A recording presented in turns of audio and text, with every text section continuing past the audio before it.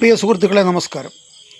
10 വർഷത്തിന് ശേഷം UDF സർക്കാരിൻ്റെ ധനകാര്യമന്ത്രിയായിരിക്കുന്ന ബഹുമാനപ്പെട്ട മുഖ്യമന്ത്രി ഇന്ന് പുള്ളിയുടെ കന്നി ബജറ്റ് അവതരിപ്പിച്ചിരിക്കുകയാണ്.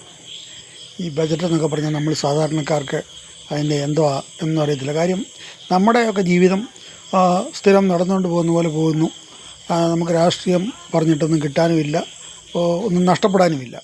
നമ്മൾ അധ്വാനിച്ച് ജീവിക്കുന്നു, അത്രയേ ഉള്ളൂ. അപ്പോൾ എന്നാലും ഈ സതീശൻ്റെ ബജറ്റിനെ പറ്റി ഇന്ന് സാമ്പത്തിക വിദഗ്ധരൊക്കെ പറഞ്ഞിരിക്കുന്ന കാര്യം കേട്ട് കഴിയുമ്പം വലിയ നല്ല കാര്യമാണ്. ഒരു കുറ്റം പറയുന്നവരെ വളരെ ചുരുക്കമാണ്.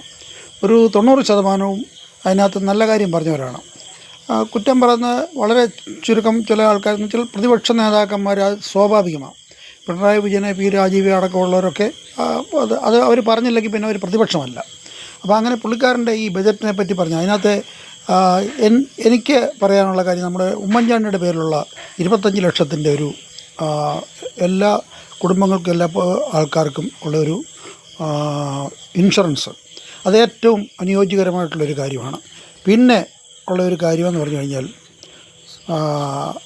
വിദ്യാർത്ഥിയായിരിക്കും സിദ്ധാർത്ഥിൻ്റെ പേരിൽ നടപ്പാക്കാൻ പോകുന്ന ഒരു പരിപാടി എന്നുവെച്ചാൽ, അതിൻ്റെ ഉദ്ദേശം എനിക്ക് തോന്നുന്നത് കോളേജ് ക്യാമ്പസുകളിൽ വിദ്യാർത്ഥി സംഘടനകളുണ്ട്. ഞാൻ ഒരു SFI എന്നല്ല, KSU എന്നല്ല, AVP എന്നല്ല, എന്ന് വെച്ചാൽ അവരവർക്ക് കയ്യൂക്കുള്ളിടത്ത് അവർ കാര്യം നടത്താനായിട്ട് അവർ ഇടിമുറിയും അവർക്കെതിരായിട്ടുള്ളവർക്ക് വേണ്ടിയിട്ട് അവരെ കൈകാര്യം ചെയ്യാനായിട്ടുള്ള പരിപാടിയൊക്കെ ഉണ്ട്.